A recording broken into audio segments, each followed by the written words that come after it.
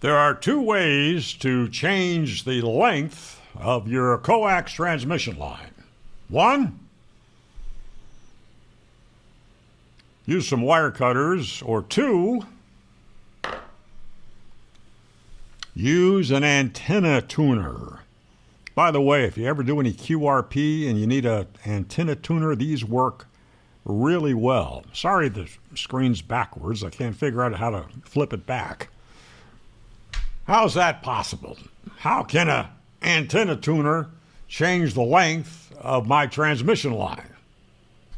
Unless you have a perfectly matched antenna system, like this drawing here, transmitter output, coax, characteristic impedance, and antenna impedance, all 50 ohms, you will have reflected power on the line.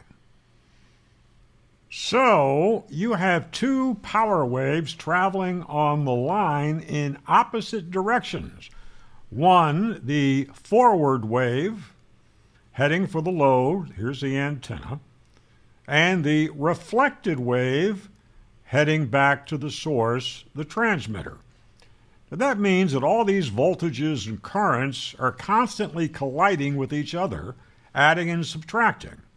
So the relationship between voltage and current is constantly changing, which means that along the length of the line, there are an infinite number of impedances. Why? Ohm's law. Ohm's law tells us that the relationship between voltage and current determines resistance. R equals E over I, resistance equals voltage over current, divided by current. That makes your coax transmission line like a long, skinny impedance transformer, infinite combinations of inductance and capacitance. So if you lengthen or shorten the transmission line on a given frequency, the impedance at one end,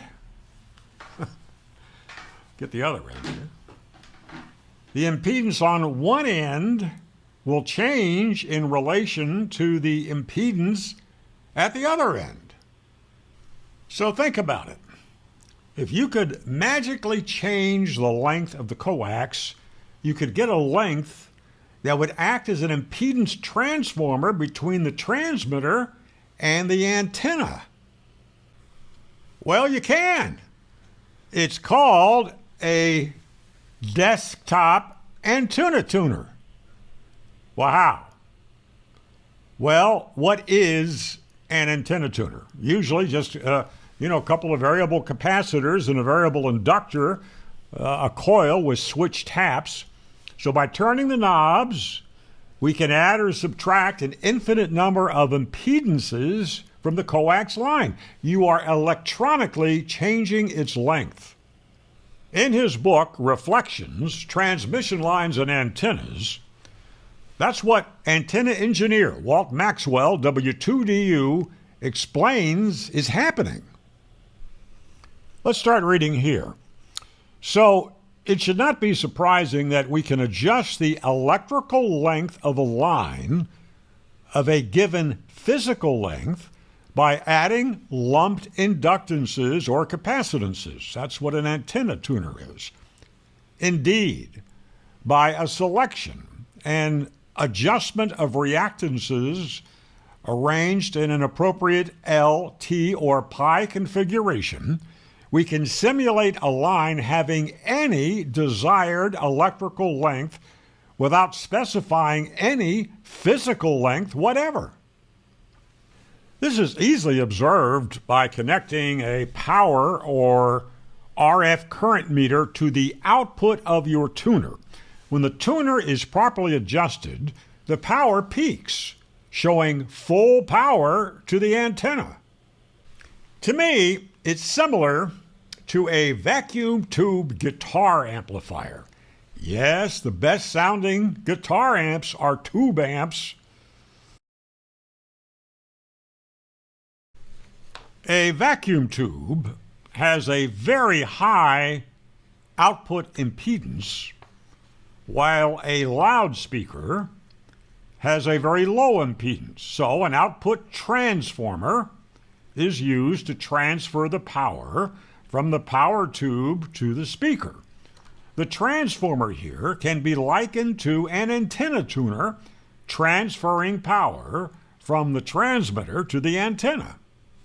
The tuner and the coax transmission line work together as a transformer.